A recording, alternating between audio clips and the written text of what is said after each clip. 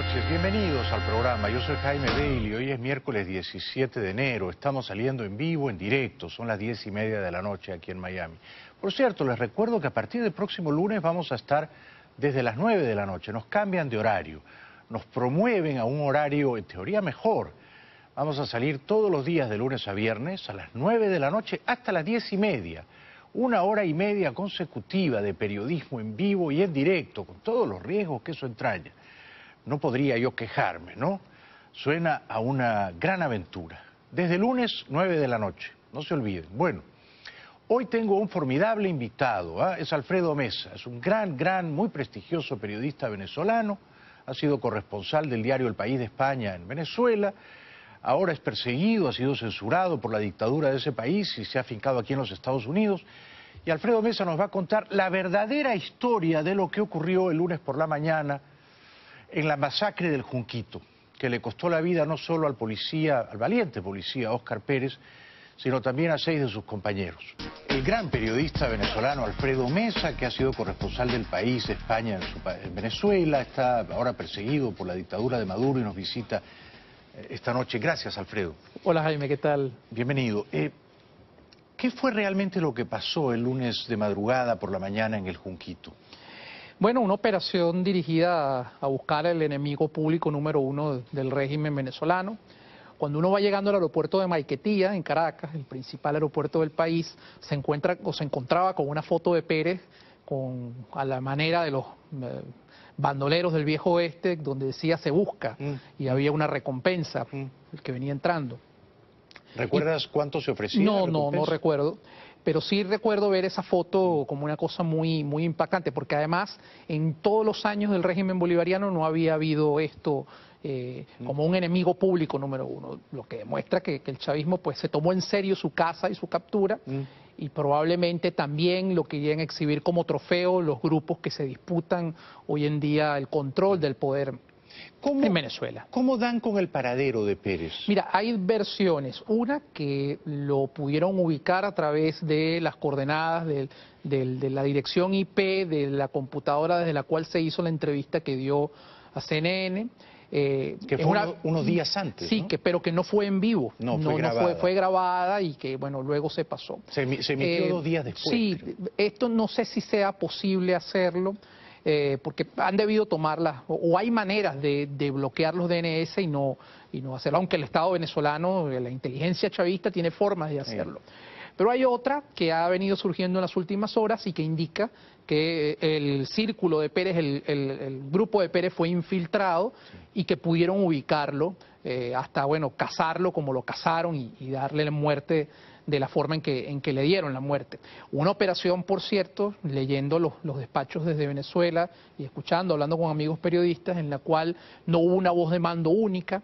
Por eso es que al principio hay una suerte de negociación y luego entonces ocurren los disparos que finalmente terminan con la vida y sale Pérez en este reality show que fue mostrando y que mantuvo absolutamente en vilo a la audiencia durante toda la mañana del lunes, ¿no? Tú incluido, ¿no? Yo incluido, sí. Yo incluido, estando acá pude verlo y fue una de las cosas más impactantes que me ha tocado ver. Escalofriante. Cabello dice que mandaron solo a 22 comandos, Univisión dice que fueron 500 yo le creo a granadas y cohetes.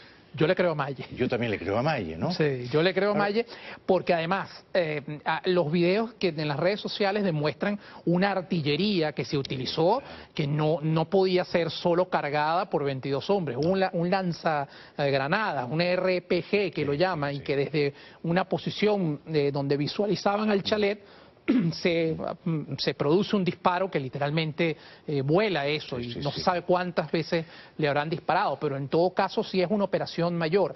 Y en ese mismo momento en las redes sociales circulaban también videos de tanquetas yendo hacia el Junquito, que queda en el extrarradio caraqueño. En algún momento, antes de que o hace muchos años como una suerte en ciertas partes del Junquito, en esa vía, que es una parte donde está más alto que Caracas, es sede de casas más acomodadas y sin embargo también está rodeada de barrios muy pobres. Es una zona intrincada, compleja de llegar. Por eso yo creo más en la delación hacia el grupo. En la delación, ¿no? Aunque la entrevista a CNN también fue quizá una imprudencia, ¿no? Bueno, a Pérez lo traiciona, como bien hablábamos antes, su voluntad actoral, ese cierto mesianismo militarista del hombre providencial que puede venir a arreglar todo y que también le granjeó en Venezuela enemigos de su gesta, pero también muchos seguidores.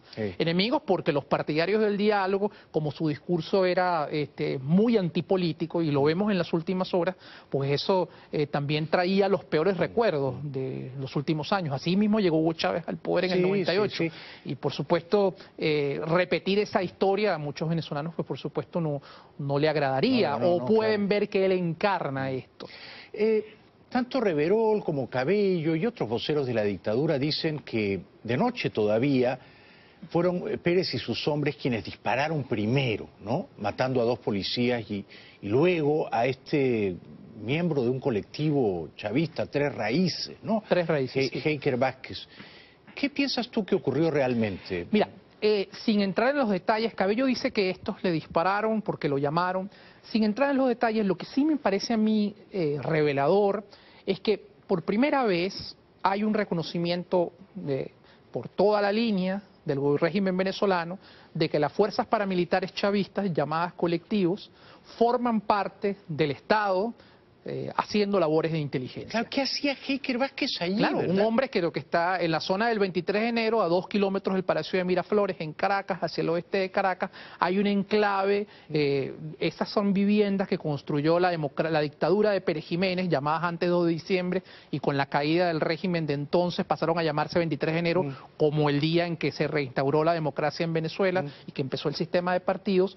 En ese lado de la ciudad siempre se concentró un grupo muy fuerte de izquierda que nunca llegó a pacificarse. Esa es la verdad, muy cerca al poder, pero que los grupos policiales de la época lo tenían controlados y visualizados. Con la llegada del chavismo al poder, esta gente se integró y sobre todo, particularmente después del golpe del 2002, a formar un solo equipo para actuar como fuerzas mercenarias, como avanzadillas, para enfrentar a los enemigos políticos y a todo aquel que fuese declarado como enemigo del régimen. Es un escándalo la presencia de este paramilitar. Que además, Reverol, el ministro del Interior, no lo reconoce en su rueda de prensa. No, pero ¿por qué, digamos, si Pérez y sus hombres piden a Heiker Vázquez porque creen que Heiker puede ser una especie de negociador, ¿no?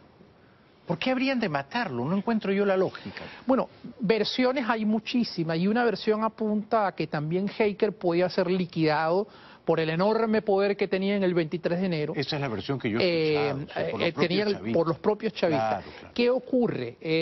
Como saben, en Venezuela, liquidada la producción nacional, la empresa privada en mínimos históricos, con un gobierno que importa comida para dar de abastecer, se ha formado un gran mercado y un gran negocio alrededor de quien distribuye esas ayudas que el gobierno venezolano está.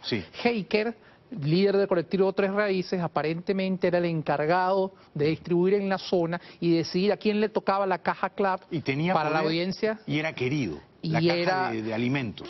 Claro, pero es que la caja de alimentos a los sectores populares, que se vende por un precio irrisorio comparado con la hiperinflación, es algo muy esperado, pero que sin embargo no llega a tiempo y con productos también de dudosa calidad. Pero bueno, ya eso es una cosa aparte de esta historia de Pérez. Lo cierto es que sí, Heiker distribuye esto, se encarga de hacer toda la distribución y decidir, como el dios de la zona, quién es el que come o quién recibe la comida y quién no. Y bueno, según estas versiones, insisto, podría haber ocurrido que efectivamente esa muerte de él haya sido ordenada, aunque no tenemos ninguna confirmación de que lo sustente, ni sabemos cómo los hombres de Pérez si lo recibieron o si hubo combates. Eso tampoco está claro porque lo que nos muestran los videos son una gente en el trance de rendirse y luego la muerte atroz que ocurrió. Antes de la publicidad, y te pido una respuesta bien cortita, yo tengo la impresión de que cuando Pérez y el mayor están negociando, No había todavía disparos ni... Bueno, no sale herido Pérez. No está herido. No está herido. Sí, yo creo está que... dando la cara y no... Yo Pero no además creo a Pérez para su gesta le convenía seguir vivo. Claro. No sé si al régimen chavista le convenía que siguiera vivo. Bueno, te voy a preguntar después de la pausa porque regresamos con Alfredo Mesa. Ya volvemos. Con su habitual lucidez, el periodista venezolano Alfredo Mesa nos está explicando por qué la dictadura de Maduro mató hace un par de días a Óscar Pérez y a 6 de sus hombres. Alfredo, Pérez quiso rendirse. ¿Por qué la dictadura no aceptó su rendición? ¿Por qué la orden era matarlo? Yo tengo la impresión de que no querían que se convirtiera en un fenómeno de masas que eventualmente pudiese seguir o repetir la historia de Hugo Chávez. ¿Podría haberse convertido? Bueno, yo tengo la impresión de que la tenía mucha afinidad con las cámaras, era un hombre que había hecho películas. Sí, había sido actor. Había sido actor, tenía una idea muy voluntarista y providencial de la toma del poder, odiaba a los políticos tradicionales, creadores o partidarios del diálogo. Se había levantado en armas. Se había levantado en armas, tenía... es decir, en Venezuela siempre se critica al hombre, y sobre todo ahora que en esta democratización de opiniones que supone la presencia en redes sociales de tanta gente, los guerreros del teclado, como los llaman en Venezuela, no pasaban a la acción como Pérez, ¿no? Sí. Entonces los hombres de diálogo son muy cuestionados en esas tribunas, con lo cual, como por entreguistas y como esto. Maduro y Cabello tenían miedo de que Pérez pudiera convertirse en una especie de Chávez demócrata. No sé si demócrata es la palabra, pero sí que pudiera transitar el mismo camino que los trajo a ellos al poder. Lo que ocurría en aquella ocasión, cuando Chávez dijo sus famosas palabras que lo terminaron catapultando 6 años después a la presidencia, es que él fue capturado por demócratas que defendían un proceso. Exacto. Pérez cayó emboscado por un régimen corrupto, acusado de las peores vilezas y que no tiene de catadura democrática absolutamente nada. Claro, una cosa es dar un golpe a una democracia, como hizo Chávez, y otra cosa es levantarse en armas contra una dictadura criminal, una banda de ampones, o sea... Sí. Ahora, lo de Pérez yo creo que fue admirable, pero ¿por qué tanta gente no le creyó desde el principio? Porque... había muchísimos escépticos, decían, no, esto no es verdad, esto es un montaje, un truco, lo han diseñado los cubanos, Pérez es un payaso. ¿Por qué? Bueno, la tentación que tenía Pérez en ir contando todas sus hazañas a través de las redes, la repetición de la historia de Chávez, que a cierta parte a la dirigencia política y a los que creemos, me incluyo, en que las democracias deben ser construidas o solo son posibles con partidos e instituciones sólidas, nos espantaba la idea de que esa historia pudiese repetirse. O sea, tú también lo veías con un poquito de reserva. Yo lo veía con mucha reserva, es decir, pero yo creo que, pero no hasta el punto de dudar incluso, estuviese él equivocado o no, de las razones que lo habían llevado a eso. Es decir, había gente que decía que eso era una cosa del G2 cubano. Claro, por lo del G2 cubano es después, con las horas cuando lo matan, que no se confirma sino hasta el día siguiente, que finalmente ha muerto. Una cosa de deshumanizar al adversario, como hace el chavismo. ¿Por qué no dejan que la mamá de Pérez vea el cuerpo? Bueno, imagínate que a Pérez reciba honores o se entierre en olor de multitud. Literalmente esa urna iría en andas en hombros hasta el cementerio, desde la funeraria. Podrían salir multitudes. Podrían salir, creo que multitudes que lo ven justamente como este héroe providencial, que bueno, finalmente podía poner fin a la tiranía de Maduro, como ellos mismos han definido, que consideran que es un héroe, que su épica es una cosa creíble. Yo lo que noto es una falta de compasión terrible con esa malísima y con ese trágico destino que ha tenido. ¿En qué sentido? En el sentido de que aún en medio de ese trance, en medio de esos videos que subían a las redes y que la gente veía y comentaba y distribuía, aún se pensaba que eso era un show. O sea, incluso el lunes por la mañana, cuando estaban por matarlo, y él subía esos videos, había un montón de gente que no le creía.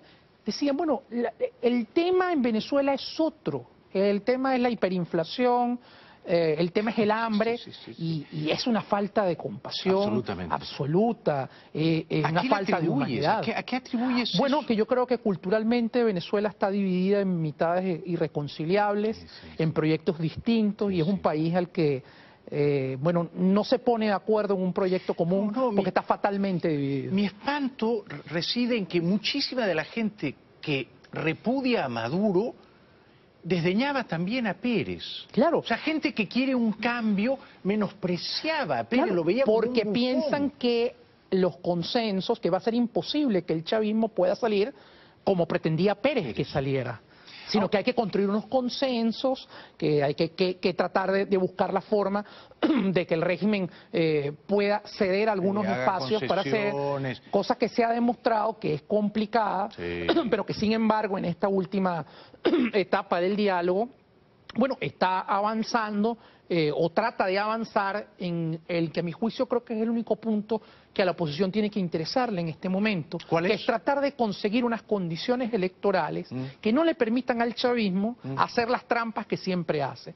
No sé si el chavismo esté dispuesto a hacer eso, porque esto es una cosa improbable, es bastante pero la oposición improbable, tendría que pelear por ello. Pero hay que pelearlo. Yo sí creo que ese espacio de República Dominicana es un espacio donde hay que intentar hacer eso. ¿No crees que Maduro da la orden de que maten a Pérez porque tiene miedo de que la gesta, la épica de Pérez se expanda, se esparza entre los movimientos policiales, militares? Yo no tengo elementos para decir eso. Lo que sí creo es que fue un operativo muy burdo, donde participaron desde bandas paramilitares chavistas, pasando por el Cuerpo de Policía Nacional Bolivariana, y no hubo una voz de mando que pudiese decir, nosotros negociamos y logramos que este hombre se rinda como parecía ser la intención.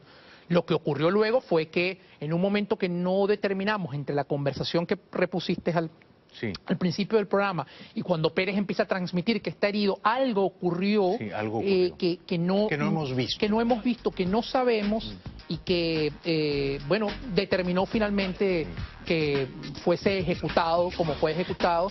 Y yo creo que es lo más importante. A ese hombre y a ese grupo se le violaron derechos humanos y creo que también Maduro no se ha paseado por esa posibilidad, si es que finalmente dio la orden de ejecutarlos como alguna parte de la opinión pública piensa.